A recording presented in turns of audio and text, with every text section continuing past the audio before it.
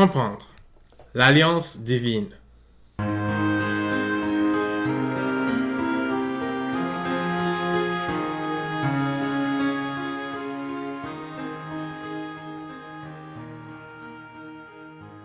Bienvenue à votre émission. Notre étude d'aujourd'hui a pour thème le sanctuaire de la Nouvelle Alliance. La question du jour: pourquoi Dieu voulait-il d'un sanctuaire? Lorsqu'on parle de sanctuaire, je ne peux m'empêcher de penser au sanctuaire terrestre construit par Moïse sous l'ordre de Dieu pour le peuple d'Israël. Le sanctuaire était une structure qui était au centre de tout ce que les Israélites faisaient. La Bible nous révèle clairement la raison pour laquelle Dieu voulait établir ce tabernacle parmi son peuple dans Exode 25, verset 8, qui dit « Ils me feront un sanctuaire et j'habiterai au milieu d'eux. » Nous voyons ici que le désir ardent de Dieu est d'habiter au milieu de son peuple. Cependant, deux questions se posent toujours.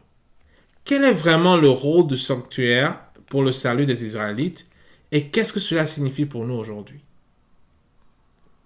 Tout Israélite, dans l'Ancien Testament, savait clairement que pour se débarrasser du péché et de sa culpabilité, il fallait le sacrifice d'animaux.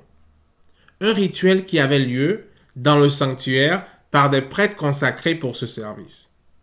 La personne qui avait péché et qui avait donc rompu la relation d'alliance et la loi qui la régissait pouvait être rétablie dans sa pleine communion avec Dieu et l'humanité en apportant un sacrifice animal comme substitut.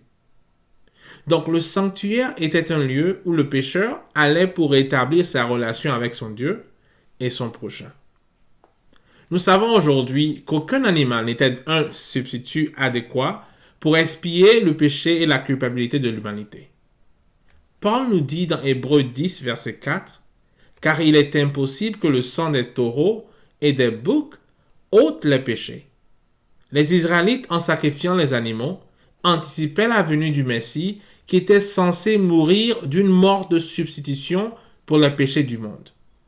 Donc, dans l'Ancienne Alliance, nous savons que les Israélites, par la foi, ont accepté le salut que Dieu leur offrait indirectement à travers les services du sanctuaire.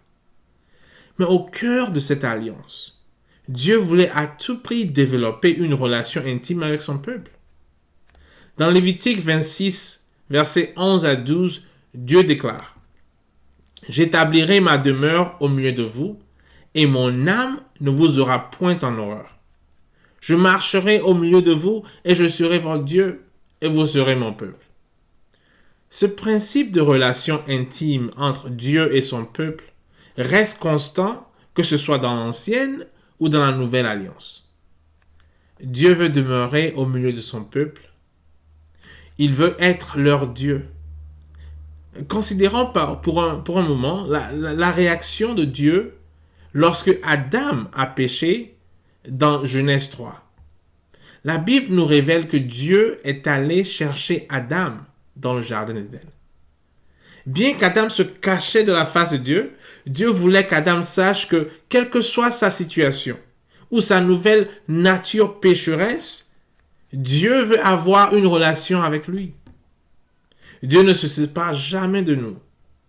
C'est le péché qui nous sépare de Dieu. Mais Dieu fait tout pour se rapprocher de nous. Il fait tout pour s'approcher de nous. Au fait, Jésus, ou dirais-je, Emmanuel, qui signifie Dieu avec nous, est venu dans ce monde pour habiter parmi nous. Emmanuel est venu sur terre pour nous montrer l'amour infini et inconditionnel de Dieu pour la race humaine. Sa venue et sa mort sur la croix montrent à tous qu'en acceptant son sacrifice pour nous, nous sommes tous lavés de nos péchés et l'âme de Dieu ne nous aura point en horreur. Le sanctuaire confirme à tous que Dieu est engagé non seulement à faire le premier pas vers nous, mais aussi d'honorer les règles d'alliance à notre place à travers Jésus. Jésus qui est l'agneau immaculé de Dieu, qui ôte les péchés du monde. Jésus qui est notre grand sacrificateur, qui nous représente devant son Père dans le sanctuaire céleste. Mon ami, en résumé, Jésus veut avoir une relation intime avec toi car il est ton sauveur. Il est le chemin, la vérité et la vie. Mais puisque Jésus veut habiter dans son sanctuaire parmi nous et qu'il promet dans la nouvelle alliance d'écrire sa loi dans nos cœurs, j'aimerais te dire que depuis toujours, Dieu ne voulait pas habiter dans une tente ou dans un bâtiment. Il a toujours voulu faire sa demeure dans notre cœur. Dans Jean 14, verset 23, Jésus dit « Si quelqu'un m'aime, il gardera ma parole et mon Père l'aimera.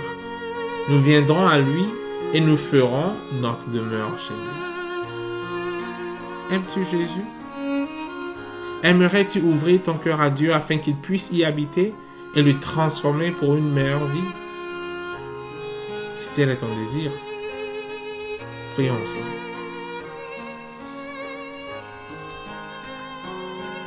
Père éternel Dieu, nous te sommes infiniment reconnaissants pour ton amour et ta miséricorde à notre endroit. Nous ne méritions pas ta grâce, mais nous te remercions pour le sacrifice de Jésus qui nous a rachetés avec son sang précieux. Aide-nous à comprendre que tu as toujours voulu habiter dans nos cœurs pour nous transformer à ton image et nous appeler tes enfants. Viens habiter en nous, car notre seul désir est de vivre que pour toi. Au nom de Jésus.